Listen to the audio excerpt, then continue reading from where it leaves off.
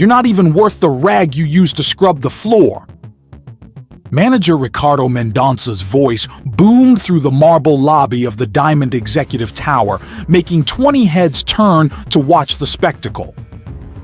The 60-something custodian stayed on his knees, trying to wipe up the spilled coffee that stained the Italian floor, priced at 50,000 rees per square meter. It was Monday, 7:30 in the morning, and the day had barely begun when Roberto felt the weight of those words slice like blades. His calloused fingers clenched the damp cloth, while Armani-suited executives walked past him as if he were invisible, some deliberately stepping into the coffee puddle to spread the mess even further. Marina Silva watched from the corner of the lobby, gripping her cleaning cart hard enough to blanch her knuckles. At 38, she had worked as a cleaner in the building for 5 years and had witnessed her share of humiliations, but never anything this cruel and needless. The new custodian had started only a week earlier, always quiet, always efficient, always with a look that seemed to guard secrets. "Get up, you useless old man," Ricardo went on, giving the bucket of dirty water a light kick. "Trash like you should be grateful to be allowed to work in a place like this." The entire lobby watched. Receptionists, security guards, junior executives, everyone froze between embarrassment and morbid entertainment. A few discreetly pulled out their phones, ready to capture yet another episode of corporate humiliation. But Marina noticed something no one else did. When the custodian lifted his head for the briefest fraction of a second, his eyes didn't show humiliation. They showed something far more dangerous: cold calculation and absolute resolve. The Diamond Executive Tower wasn't just a building.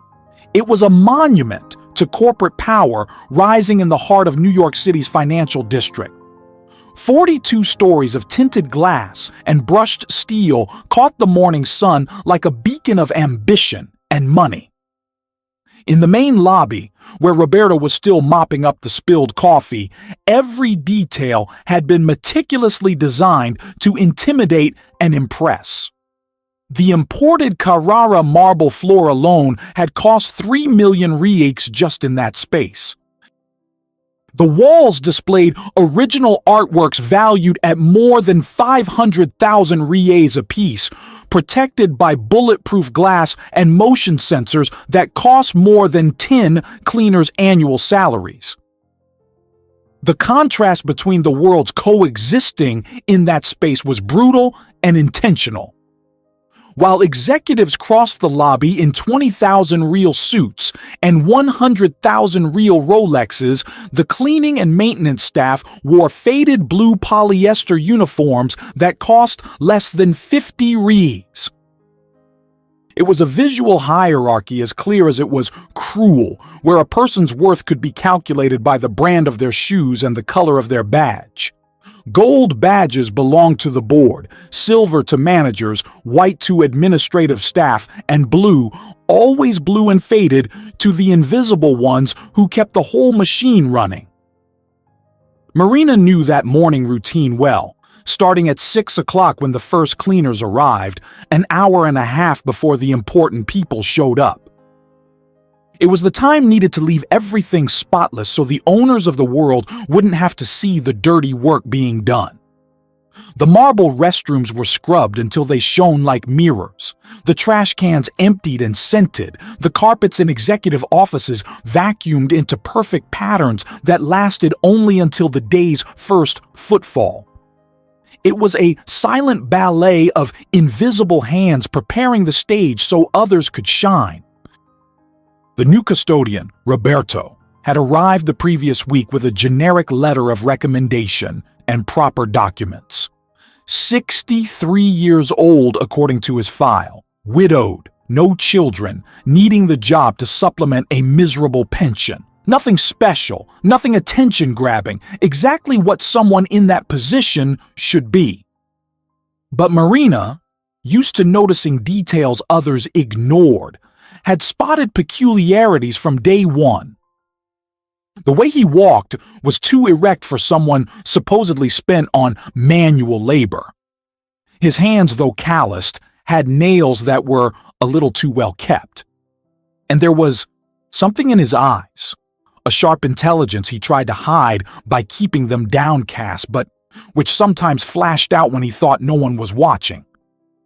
The Diamond Tower belonged to the Cavalcanti Group, a conglomerate that grossed 8 billion reais a year and employed 15,000 people across the country.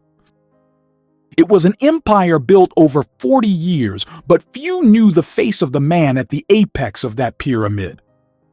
Roberto Cavalcanti was notorious for his aversion to spotlights, preferring to operate in the shadows while his executives graced the covers of business magazines, a choice that now proved particularly useful for his boldest experiment. Ricardo Mendonça was the perfect example of what happens when you give too much power to someone with too little character. At 35, he had held the general manager role of the administrative division for 2 years, time enough to turn the 23rd floor into a small kingdom of psychological terror. His morning routine was always the same. He arrived at 7:45 on the dot, never a minute before or after, parked his 300,000 real BMW in the spot closest to the executive elevator, and went straight up to his corner office with its panoramic city view. But today, as on every day of the past week, he had shown up early specifically to torment the new custodian, a pastime he'd discovered by accident when the old man spilled cleaning solution on his 5,000 real Italian shoe. The lobby began to fill with the morning flow of employees. Hundreds of people were passing through the turnstiles that separated the important from the invisible, each too preoccupied with their own problems to notice the drama unfolding on the marble floor.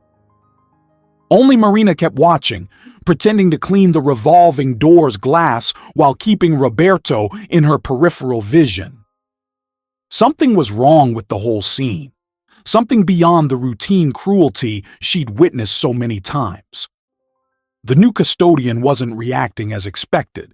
There was no trembling in the hands she knew so well, no shattered look of someone humiliated past endurance. There was only a disturbing calm, like the smooth surface of a lake hiding treacherous currents in its depths. The digital clock in the lobby read 7:42 when Ricardo decided he hadn't had enough fun. He strode over to the coffee stain Roberto was still trying to remove, his Oxford shoes making that distinctive sound of expensive leather on polished marble, echoing through the space like little warning shots. With a calculated motion, he kicked the bucket again, this time forcefully enough to spill all the dirty water onto the freshly cleaned floor, creating a dark pool that spread over 3 square meters of Italian marble. "Look what you've done, you incompetent fool!" Ricardo practically shouted, making sure everyone in the lobby heard him. "You can't even hold a bucket right. That's why people like you never climb out of the gutter. No attention, no competence, no grasp of anything that matters in the real world." He paused dramatically, savoring every second of power.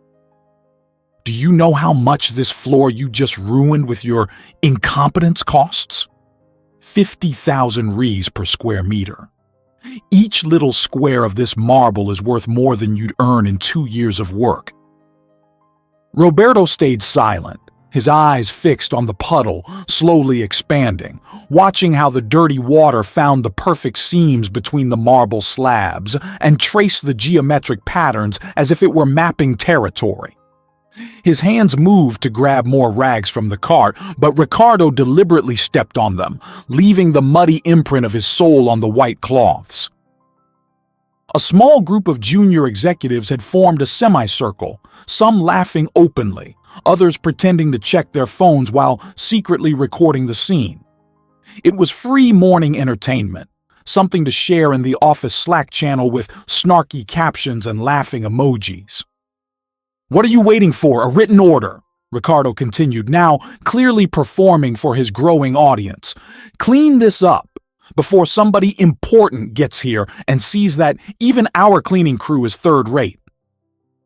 Actually, do you know what your problem is? You have no ambition. People like you settle for crumbs, the bare minimum, leftovers. While people like me, he made a sweeping gesture that took in his 20,000 real suit and the 150,000 real Rolex on his wrist. People like me are born to command, to make a difference, to build empires. Marina felt her stomach churn with anger, but years of experience had taught her that stepping in directly only made things worse. Ricardo had connections, had power, had the ability to destroy careers with a phone call. She had seen it before with a pantry worker who dared to answer back to a humiliation, fired the same day, and blacklisted informally from getting a job at any major company in the city. So Marina did the only thing she could. She moved closer with her own cleaning cart and began helping Roberto without a word, her efficient, practical motions contrasting with his calculated slowness. "Look at that. Even the cleaning lady works better than you." Ricardo pointed at Marina with disdain. "You should be ashamed to need a woman's help to do your job." Then again, it makes sense.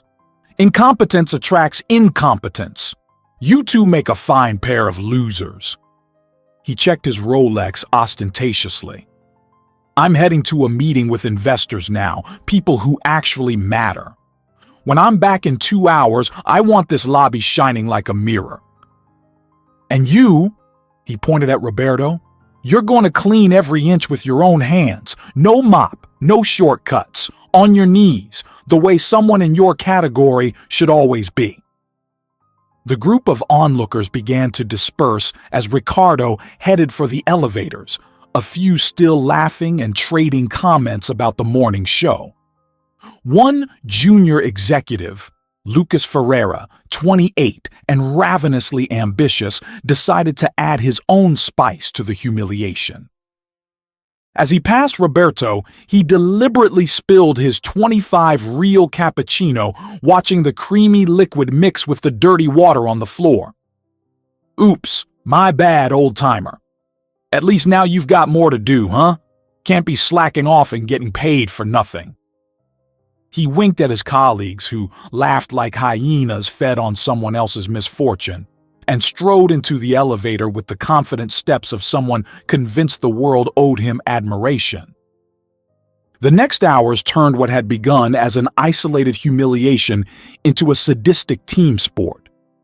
Word that there was a new punching bag in the building spread through the floors like wildfire in dry straw, and executives who normally wouldn't come down to the ground level before lunch started showing up with assorted excuses just to take part in the moral lynching.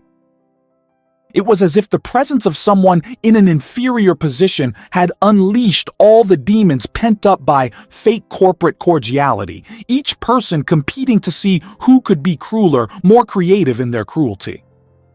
Paolo Montenegro, deputy CFO from the 15th floor, came down specifically to pour a full bottle of grape juice on the freshly cleaned floor, justifying it with a venomous smile as a test of the cleaning team's efficiency.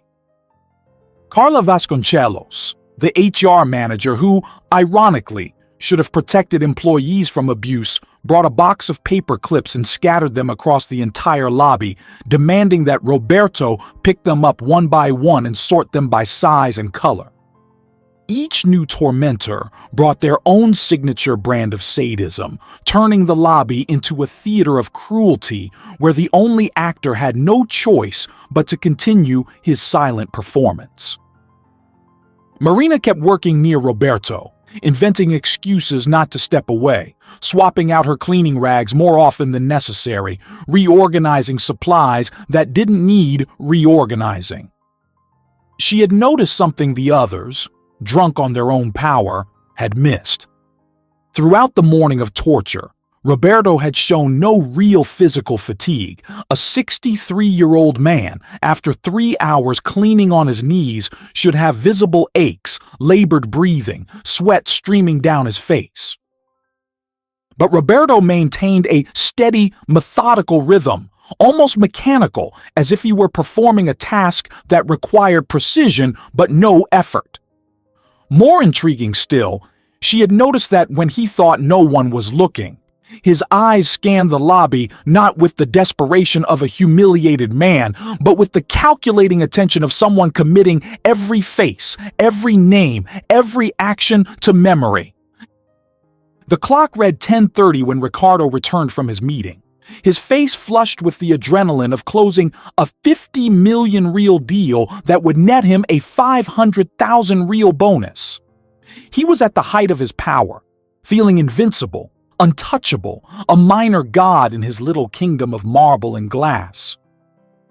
Seeing Roberto still cleaning the floor, now marked by fresh stains of coffee, juice, and even ketchup someone had spilled out of pure malice, Ricardo decided it was time for the grand finale of his symphony of humiliation. Still working, old man? How pathetic. 3 hours to clean a lobby. Do you know what I made in 3 hours? 50 million reais. That's the value of people who matter, people who make a difference. You won't see a tenth of that in your entire miserable life. Ricardo pulled his wallet from the inside pocket of his blazer and took out 100 real bill, holding it between two fingers as if it were contaminated. Look, I'll take pity on you. 100 reais if you lick my shoes clean, in front of everyone. That's more than you make in a day, isn't it? A once-in-a-lifetime chance to earn easy money. All you have to do is give up that dignity you pretend to have. The entire lobby froze. Even the cruelest among the onlookers felt a line had been crossed, that this had stopped being cruel but tolerated corporate entertainment and had entered the realm of the inhuman. Some looked away, embarrassed but not enough to step in. Others kept filming, already picturing the video going viral. Marina took a step forward, no longer able to hold back, but Roberto lifted a hand subtly, an almost imperceptible gesture that made her stop. For the first time all morning, he raised his head and looked Ricardo directly in the eyes. What Ricardo saw in those eyes made him hesitate for a fraction of a second, but his inflated ego quickly smothered any instinct for caution. There was something in that gaze that didn't belong there, a depth, a complexity, an intelligence that didn't match faded blue uniforms and buckets of dirty water. But Ricardo was drunk on power, intoxicated by his subordinates' adoration and the success of his morning, unable to recognize the danger signals flashing like red neon right in front of him. "What's wrong? Are you considering my offer?" Ricardo taunted, waving the 100 real bill like bait for a hungry fish. "Let's make it more interesting then. 500 reais if you do it, and thank me for the opportunity." That's almost half your miserable monthly salary, isn't it? Think about it. 500 reais for 5 minutes of humiliation. Some people humiliate themselves for a lifetime for much less.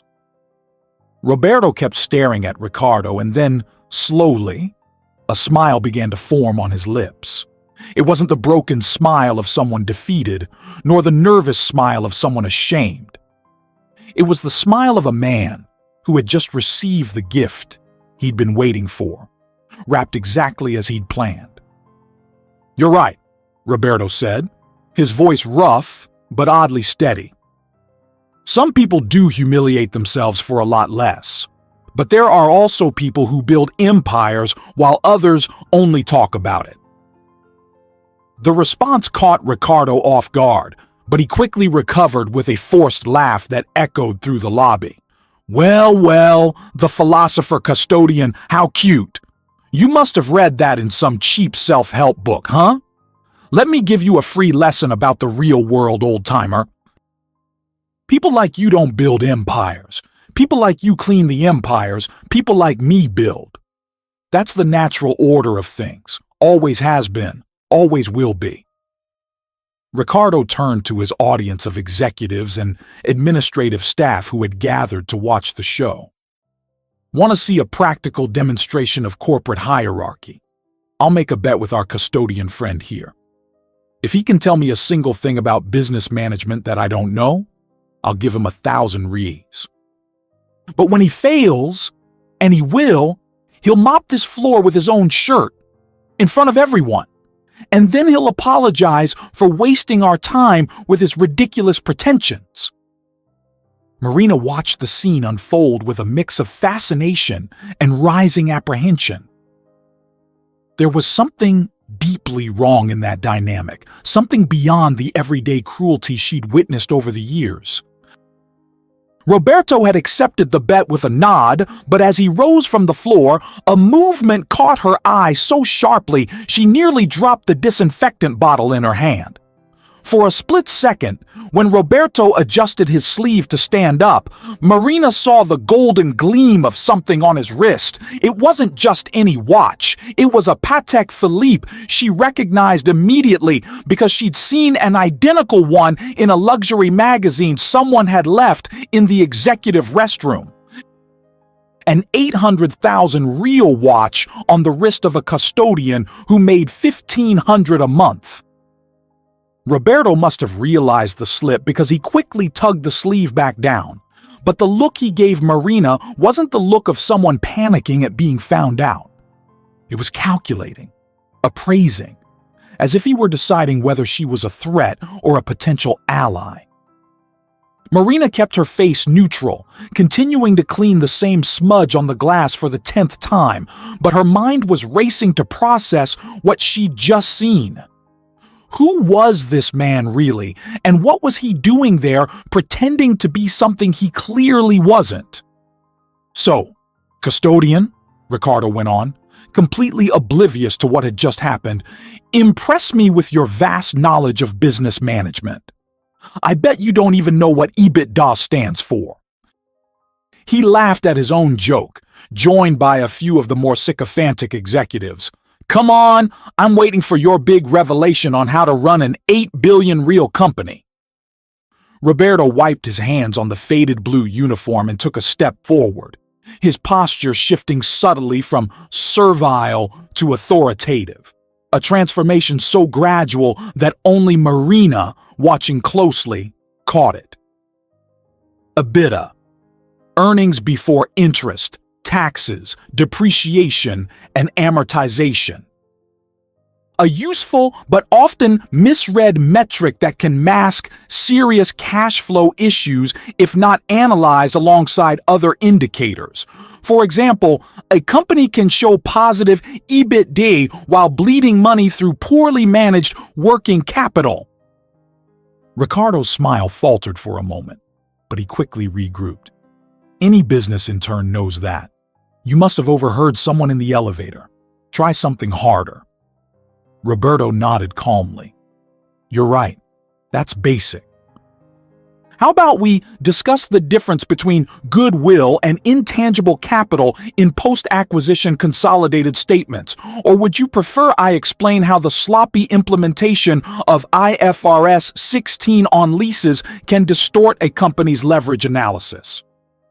I can also detail how mismanaging currency hedges in international operations destroys value even when the core business is profitable. The silence that followed was deafening.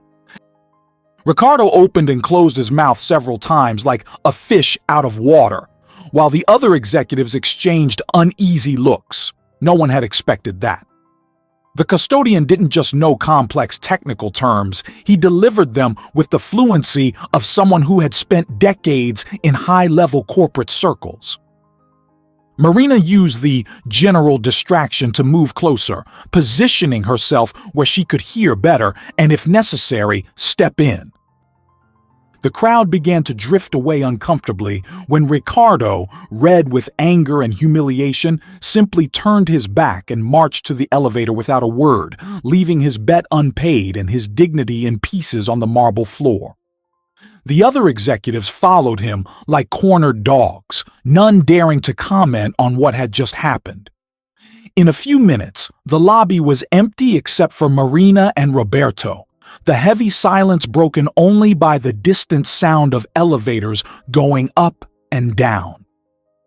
Marina approached cautiously, still pretending to clean, but with no real pretense left. "Who are you really?" she asked in a low voice, her dark eyes meeting his without fear. No custodian knows those terms, and that watch, I saw it. Patek Philippe, limited edition.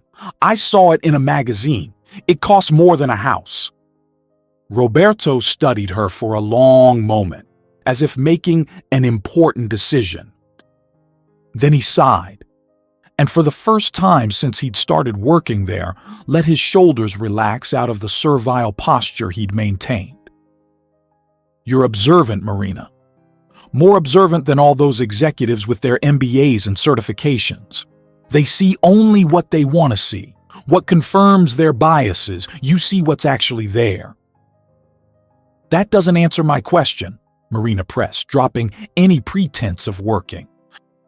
"Why would someone with an 800,000 real watch pretend to be a custodian? Is this some kind of research, undercover reporting, or—" She paused, a realization beginning to form. "Or you're someone much more important, doing something much more serious." Roberto looked around to make sure they were truly alone, then motioned for Marina to follow him to a more secluded area near the emergency stairs where the security cameras had a blind spot he'd identified on day one. Once there, he leaned against the wall and, for the first time, Marina saw the real weight he carried. Not the physical weight of the job, but the weight of decisions that would affect thousands of lives. "My name is Roberto, that part's true. But my last name isn't Silva like the file says. It's Cavalcanti. Roberto Cavalcanti. This building, this company, the $8 billion in revenue Ricardo loves to brag about, all of it is mine. I built this empire from nothing, brick by brick, decision by decision, over 40 years. He paused, watching Marina, who had visibly paled but kept her composure. And now I'm here, dressed in faded blue, cleaning the floor because I need to understand what happened to the company I created. The numbers say everything's fine. The reports glow, but something's rotten. Turnover among frontline workers has jumped 300% in 2 years. Labor complaints have quadrupled. And more importantly, we've lost our soul.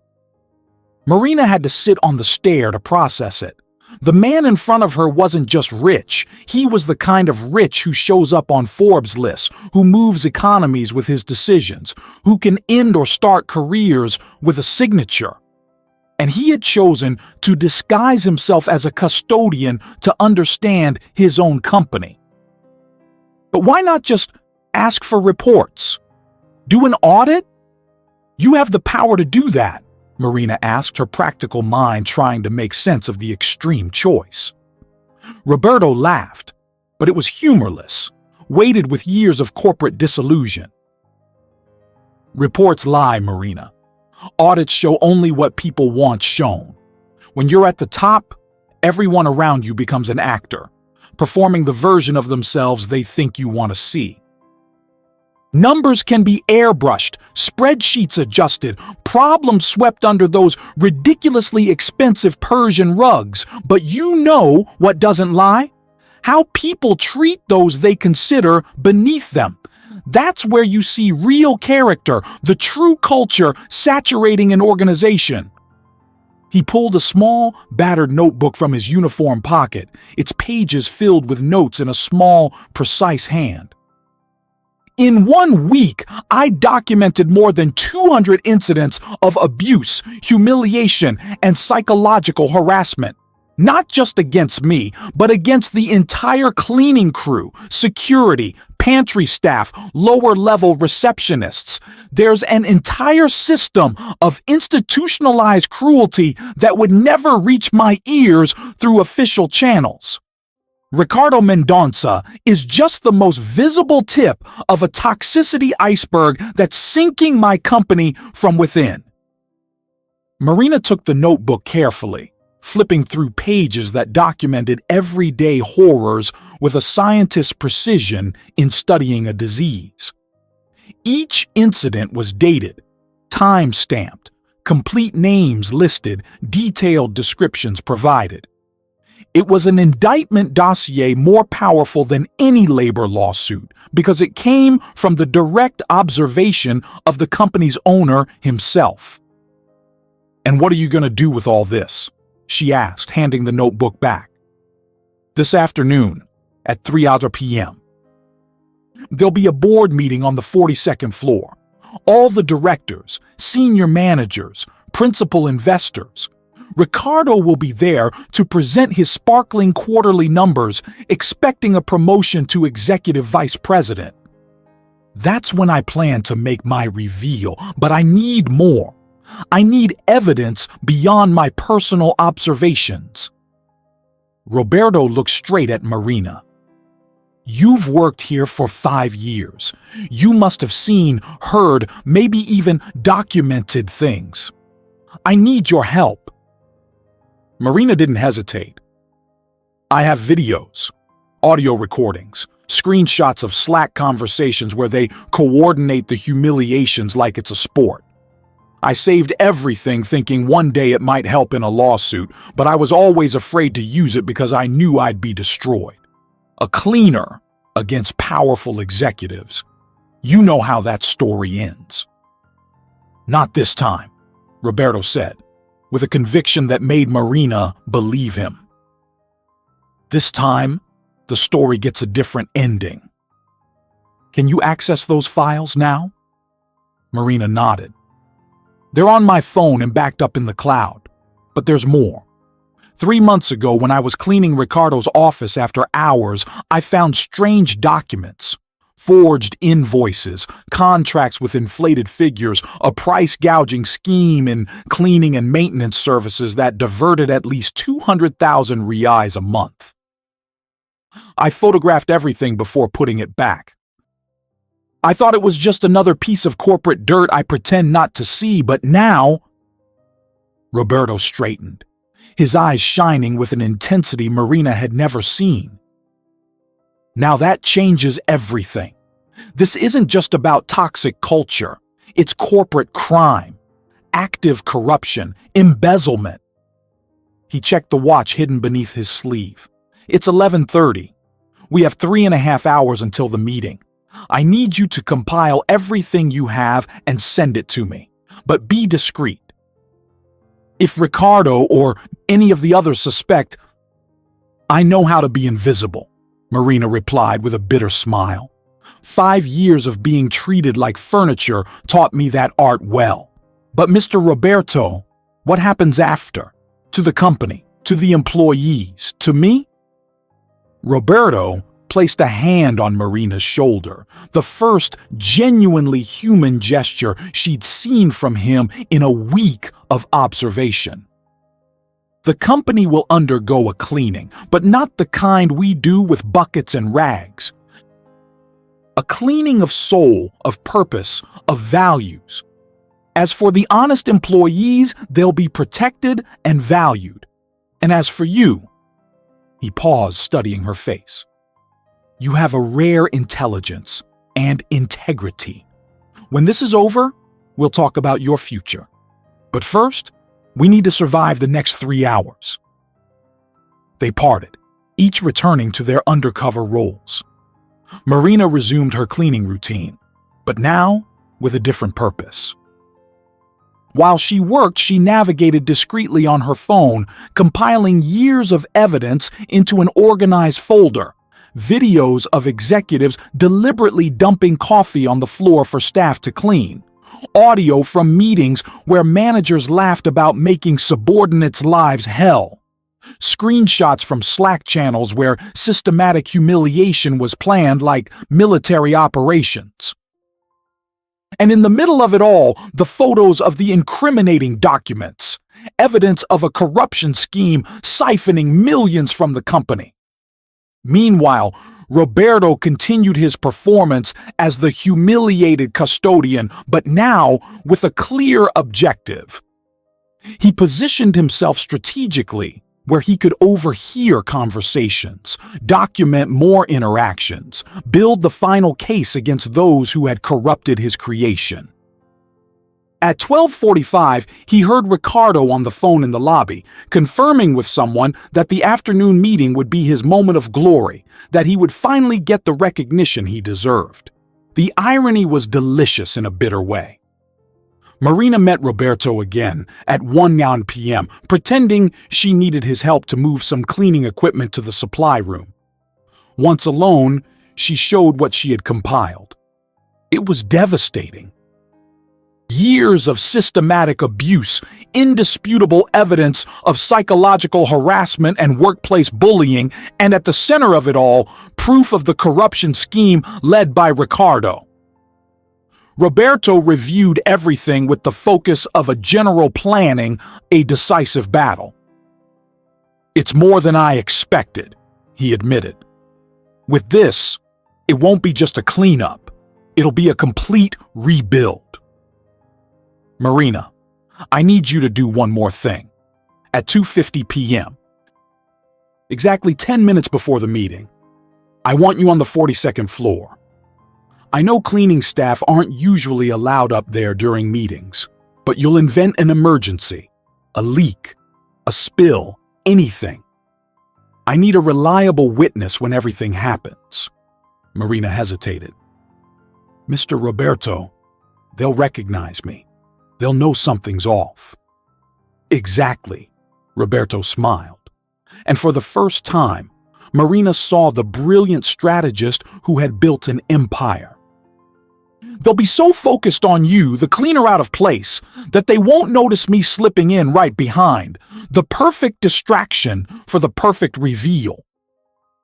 At 2 o'clock, the entire building seemed to vibrate with a nervous energy no one could fully explain. It was like those moments before a tropical storm, when the air turns heavy and charged, the birds stop singing, and everything feels suspended in anticipation. Roberto had spent the last hour in the employee cafeteria, the windowless basement space where the company's invisible workforce ate their meals at chipped formica tables and cracked plastic chairs. It was 12:30, peak lunch hour, and the place was packed with custodians, cleaners, pantry staff, security. Everyone who kept the Cavalcanti empire running yet was never invited to its celebrations. Ricardo Mendonça had come down to the cafeteria, something he never did, specifically for his final performance before the meeting he believed would change his life. He entered like a conqueror, invading enemy territory, his 20,000 real suit gleaming under the dim fluorescent lights, his French cologne, worth 1,000 rials a bottle, fighting the smell of reheated food and cheap disinfectant. Behind him, a retinue of junior executives followed like vultures waiting for scraps of spectacle. "Attention all of you," Ricardo announced, his voice slicing through the whispered conversations. "I'm here for a surprise inspection. I want to see if you can at least manage to eat lunch without making a mess." He walked between tables, tossing out demeaning remarks about the food people ate, their clothes, their conversations. Then he spotted Roberto sitting alone in a corner, quietly eating a simple sandwich he'd brought from home. "Look who we have here, our philosopher custodian," Ricardo declared, approaching Roberto's table. "Still thinking about building empires while you eat a bologna sandwich?" He grabbed Roberto's sandwich and threw it on the floor, grinding it under his Italian shoe. "Oops, how clumsy of me. But don't worry, you're used to cleaning filth, aren't you? In fact, since you like cleaning so much, how about you clean that up now, with your hands? And then lick the floor to make sure it's really clean. After all, in an hour, I'll be promoted to executive vice president, and I want to be sure our cleaning crew is up to the new standards I'm going to implement." The entire cafeteria had stopped eating, 200 people watching in horrified silence as Roberto slowly rose from his chair. Marina, who was having lunch a few tables away, clenched her fists so hard her nails dug into her palms. Other employees looked away, some out of shame at not being able to help, others out of fear they'd be next. It was the apex of humiliation, the moment Ricardo believed he had asserted absolute dominance over those he considered beneath him. Roberto crouched slowly, his knees cracking audibly in the cafeteria's hush. He began picking up the sandwich pieces with his hands, each movement deliberate and measured. Ricardo laughed, his lackeys joining in, but there was something in the air that made the laughter sound forced, almost nervous. It was Roberto's calm, the complete absence of anger or humiliation in his movements, as if he were performing a task of no emotional significance whatsoever. "You know, Ricardo," Roberto said as he cleaned, his voice low but clearly audible in the silent cafeteria, "in 40 minutes, you're going to understand there are two kinds of power in this world.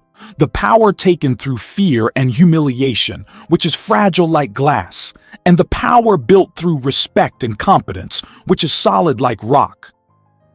You spent years building glass castles. I spent decades carving mountains."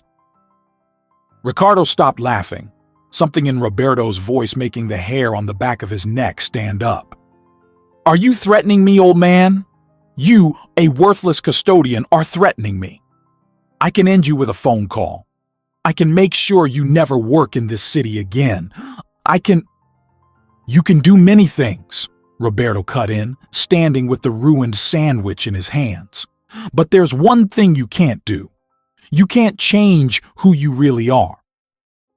And in 40 minutes, everyone will see exactly who Ricardo Mendonça really is." He tossed the sandwich remains in the trash and headed for the exit, pausing only to look back one last time. "Enjoy your meeting, Ricardo. It'll be unforgettable."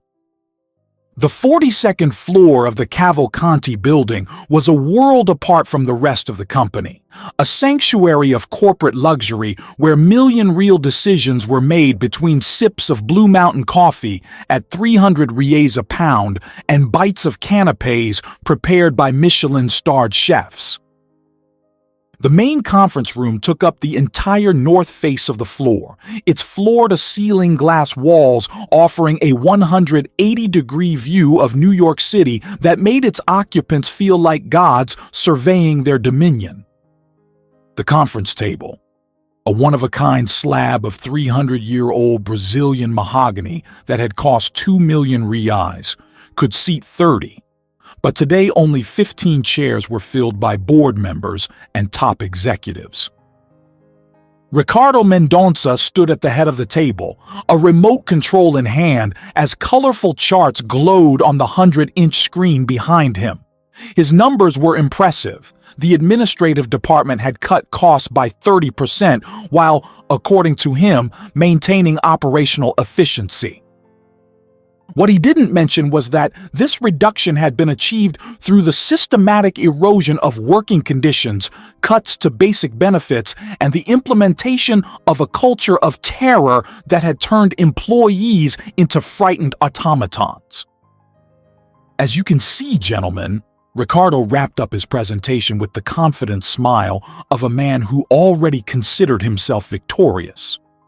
"Under my leadership, we transformed the administrative department into a machine of efficiency. I believe these results speak for themselves regarding my capacity to take on greater responsibilities at this company." He paused for dramatic effect, savoring the moment. "Therefore, I humbly put myself forward for the position of Executive Vice President." It was precisely at that moment that Marina entered the room, carrying a bucket and rags, her faded blue uniform clashing violently with the designer suits around the table. "Sorry for the interruption," she said in a deliberately nervous voice, "but there was a leak in the executive restroom and I need to clean it before it damages the carpet." This is absurd! Ricardo exploded, his face reddening with anger. We're in the middle of a crucial meeting! Security! Get this woman out of here immediately! He gestured frantically, but before security could react, another figure stepped into the room. Roberto came in still wearing his custodian's uniform, but his posture had changed completely. Gone was the servile hunch of the shoulders, the lowered gaze, the shuffling steps. He walked like what he truly was, a man who had built empires, who had transformed a small family business into an 8 billion real conglomerate. The board members stared, confused, at the custodian who had invaded their sanctuary, some already reaching for their phones to call security. "Ladies and gentlemen," Roberto said, his clear, authoritative voice filling the room, "I apologize for the theatrical interruption, but it was necessary for you to see with your own eyes the reality of this company." He strode to the center of the room, ignoring the bewildered protests, and then, with a fluid motion, removed the gray wig he wore, revealing his natural hair, still dark, streaked with silver. Next, he took off the fake prescription glasses and the dental appliance that altered his facial structure. The silence that followed was absolute, the kind that happens when reality violently rearranges itself in people's minds. Some of the board's longer-tenured members recognized Roberto immediately, their faces shifting from shock to horror as they processed the implications. Ricardo turned as white as paper, his legs trembling so badly he had to lean on the table to avoid collapsing. "Roberto, Mr. Cavalcanti," stammered Carlos Medeiros, the CFO who had been with the company for 20 years. "But how?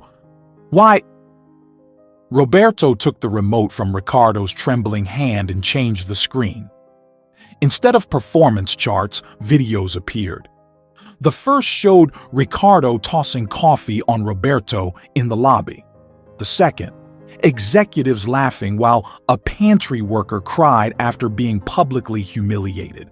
The third, fourth, fifth, a relentless succession of cruel moments captured over years. "This is the culture you allowed to flourish in my absence. This is the empire of fear you built atop the foundations of respect I had laid." Marina stepped forward, connecting her phone to the room's projection system with a confidence no one would have expected from a cleaner. The evidence she had compiled began to fill the screen. Every document, every audio clip, every message, building an irrefutable case not only of systematic psychological harassment, but of active corruption, embezzlement, and forged documents. Ricardo tried to move toward the door, but Roberto stopped him with a gesture. "You're going to stay and face this, Ricardo," Roberto said, his voice carrying an authority that made everyone in the room shrink. "For a week, I scrubbed your insults, your spit, your deliberate filth. I watched you turn human beings into props for sadistic fun. I watched you steal from this company while humiliating the people who keep it running. Now you will stay here and watch your fall." Ricardo tried to regain his footing, his mind desperately searching for an exit. This is a setup. Those videos were taken out of context. I have always acted in the company's best interest. The numbers don't lie. I delivered results." "Results?" Roberto laughed, a joyless sound. "You call a 300% spike in turnover a result? 400 labor lawsuits in 2 years, a siphoning scheme that drained 12 million reais from the company's accounts?" He pointed to the screen where the documents Marina had photographed now appeared. "Yes, Ricardo. I know about the fake invoices, the inflated contracts, the shell companies you created to divert money." The other executives began to physically pull away from Ricardo, as if corruption were contagious. Some looked at Roberto with a mix of fear and hope, trying to calculate whether their own actions in recent years might be forgivable. Roberto studied them one by one, his penetrating gaze making each of them squirm in their Italian leather chairs. "Paolo Montenegro," Roberto addressed the deputy CFO, "you went down to the ground floor specifically to pour grape juice on the floor and make me clean it. You thought it was funny. You told your colleagues it felt good to put the riffraff in their place." Paolo sank into his chair, sweating profusely. "Carla Vasconcelos," Roberto continued, turning to the HR manager, "you, who should have protected employees, scattered paper clips on the floor and made me pick them up one by one while you laughed. You, who should be the guardian of human dignity in this company." One by one, Roberto exposed each person's actions, not with anger, but with a surgical precision that was even more devastating. Some began to cry, others tried to justify themselves with incoherent babbling. Roberto wasn't interested in excuses, he was interested in justice. "But let me also talk about someone else in this room," Roberto went on, his tone softening slightly. "Marina Silva, whom you know as a cleaner, was the only person in this entire building who showed genuine humanity. While you competed to see who could be crueler, she risked her job to help me. While you treated me like trash, she treated me like a human being. And more importantly, she did it without knowing who I was, without expecting any reward, simply because it was the right thing to do." Marina stood near the door, uncomfortable with the sudden attention but keeping her head high. Years of forced invisibility hadn't prepared her to be the center of attention, but she wasn't about to shrink now. Roberto motioned for her to come closer, and she did, her steps steady despite her racing heart. "This woman, whom you ignored for 5 years, whom you treated like a walking piece of furniture, has more integrity in her little finger than all of you combined have in your entire bodies," Roberto declared. She could have used the evidence she collected to extort money, to sue the company, to make a fortune in settlements. Instead, she waited, watched, documented, believing that one day justice would prevail. Roberto picked up a tablet from the table and began to read aloud. "Lucas Ferreira, junior executive, involved in 17 documented incidents of humiliation, terminated. Paolo Montenegro, deputy CFO, 23 incidents plus irregularities in expense reports, terminated and will be investigated. Carla Vasconcelos, HR manager, 31 incidents, gross negligence of duty, terminated. Ricardo Mendonça." Roberto paused, looking directly at the man who had started to sob quietly. 143 incidents of psychological harassment, aggravated embezzlement, document forgery, criminal conspiracy, terminated, and federal agents have already been notified. They're waiting for you downstairs. Panic swept the room. Some executives tried to argue, others begged for a second chance. Roberto was relentless. "You had your chances."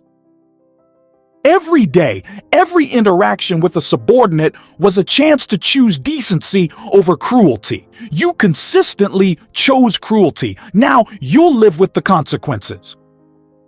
But Roberto wasn't finished.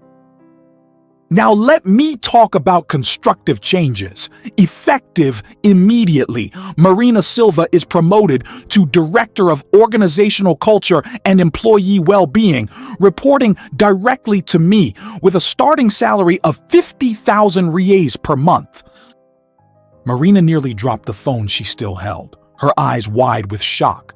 "Your first task will be to identify all employees who were victims of abuse and ensure they receive appropriate compensation and psychological support." Roberto went on to announce sweeping changes. All cleaning, security, and general services staff would receive a 40% raise. A direct whistleblower channel would be established, managed by an external firm to guarantee impartiality. Mandatory training on respect and dignity in the workplace would be implemented at every level. And most importantly, a new zero-tolerance policy for psychological harassment would be instituted, with immediate termination for any violation. Some of you who remain, Roberto addressed the few executives who weren't fired, mainly those who had been passive rather than actively cruel, will have a chance at redemption. But let me be crystal clear. The old way of doing things died today. If you can't treat a cleaner with the same respect you give an investor, there's no place for you here. Building security entered the room. Not the company's private guards, but federal agents Roberto had contacted days earlier when Marina showed him the evidence of corruption. Ricardo was handcuffed in front of everyone, his plunge from absolute power to utter humiliation taking only minutes. As he was led away, he looked at Roberto with a mix of hatred and incomprehension, still unable to grasp how his world had collapsed so completely. When the room finally emptied, leaving only Roberto and Marina, the silence was deafening. Marina was still trying to process everything that had happened, her mind struggling to reconcile the humble custodian she had helped with the powerful billionaire before her. Roberto sat heavily in one of the chairs, the week's weight finally showing on his face. "Why me?" Marina finally asked, her voice barely a whisper. "Why choose me for this position? I don't have the education. I don't have management experience. I'm just—" "You're not just anything," Roberto cut in firmly. "You have something no MBA can teach: genuine humanity and moral courage. I saw you risk your livelihood to help someone you thought was just a custodian. I saw you document injustices even knowing you could be destroyed for it. And more importantly, I saw you keep your integrity in an environment that tried to erode it every single day." Marina sat down too, her legs finally giving in to the tension of the moment. "But the other executives, they'll never accept me. To them, I'll always be just the cleaner who got lucky." Roberto smiled, the first genuine smile she'd ever seen from him. "Let me tell you a secret, Marina. 40 years ago, I was a mailroom kid in this very company when it was still a small importer. The previous owner humiliated me daily, made me fetch coffee, clean his office, carry his bags. But unlike Ricardo and his cronies, I used that experience to learn. I learned that real power doesn't come from humiliating others, but from lifting them up. When I finally bought the company 10 years later, the first thing I did was promote all the frontline employees who had treated me with respect. They became my most loyal and competent executives. But the responsibility," Marina began. "You'll have all the support you need," Roberto assured her. "Courses, mentorship, a capable team. But what you bring, this ability to see people as people regardless of their position, can't be taught. And that's exactly what this company needs to heal." 6 months had passed since the day that came to be known in the company as the Great Cleanse, though no one dared use the term in front of Roberto or Marina. The Diamond Tower still stood imposing in the heart of New York City's financial district, but something fundamental had changed inside. The Italian marble lobby still gleamed, but now it reflected genuine smiles instead of corporate masks. The cleaners' faded blue uniforms had been replaced with better quality ones, and more importantly, the people wearing them no longer lowered their eyes when executives walked by. Marina now had an office on the 35th floor, not as high as the executive suite, but strategically positioned so she could stay in touch with both leadership and frontline staff. Her desk was always covered with reports, proposals, and feedback, but she made a point of spending at least 2 hours a day walking the floors, talking to people at every level, making sure the cultural transformation wasn't just cosmetic. Ricardo Mendonça was in pre-trial detention as he awaited charges for embezzlement, forgery, and criminal conspiracy. The 12 million reais siphoned off had been recovered and, by Roberto's decision, distributed in full as bonuses to operational-level employees. Some of the fired executives had tried to sue the company for wrongful termination, but the videos and documents compiled by Marina made their claims untenable. The transformation had been neither easy nor immediate. There was resistance, especially from middle managers who had built small fiefdoms of power based on fear. But Roberto was relentless in his vision, and Marina proved a formidable implementer of change. She created a program called Dignity First, in which all new executives spent a week working in frontline roles, not as a disguise or punishment, but as a way to understand and value the work that kept the company running. Roberto was in his office on the 42nd floor watching the golden sunset over the city when Marina knocked on the door. She came in carrying 2 coffees. Not the 300 Blue Mountain, but the simple brew from the same machine the frontline staff used. They had developed this ritual, a moment at the end of each week to reflect on progress and challenges. "The quarterly numbers are in," Marina said, handing Roberto a tablet. "Turnover is down 70%. Productivity is up 30%. Labor lawsuits, 0 in the last 3 months. And most impressive of all, our employee satisfaction index is at 92%, the highest in the sector." Roberto studied the numbers, but his smile was wistful. "Numbers matter, Marina, but you know what really shows me we succeeded? Yesterday, I saw a senior executive helping a custodian carry heavy equipment. No cameras, no audience, just one human being helping another. That's worth more than every performance chart in the world." Marina nodded, taking a sip of her coffee. "Sometimes I still can't believe all that's happened. 6 months ago, I was invisible. Now I'm responsible for the well-being of 15,000 people. It's terrifying." "Want to know a secret?" Roberto asked, turning his chair to face her directly. "It's still terrifying for me too, and I've been doing this for 40 years. The difference is that I learned the fear of failing. The people who depend on us is what keeps us human." Ricardo never felt that fear because he never saw others as real people.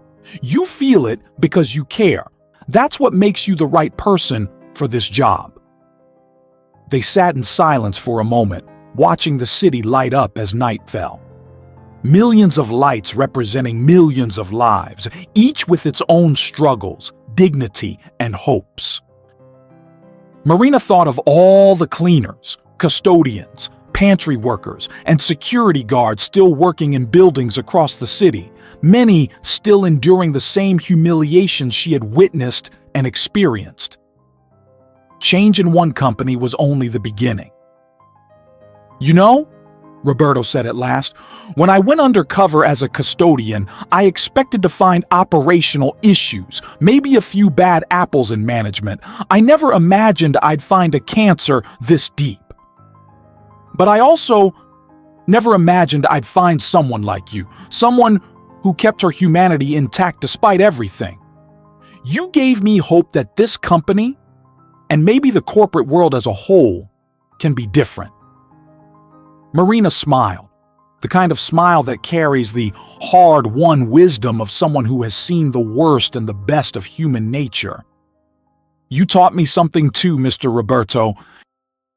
That true power isn't about standing at the top of the hierarchy. It's about having the courage to step down it to understand and lift others up.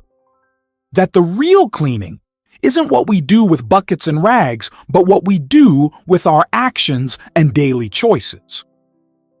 As night deepened over New York City, the Diamond Tower shone like a beacon, no longer of corporate arrogance, but of possibility. The transformation of a company had begun with a man willing to humble himself to expose the truth and a woman brave enough to act when the truth was revealed. And somewhere in the city, in other towers of glass and steel, other Robertos and Marinas were waiting for their chance to clean up the mess that unchecked power always leaves behind. Because in the end, as Roberto had learned and Marina had proven, the true measure of a person isn't the position they hold, but how they treat those who can do nothing for them. And that's a lesson worth more than all the empires in the world.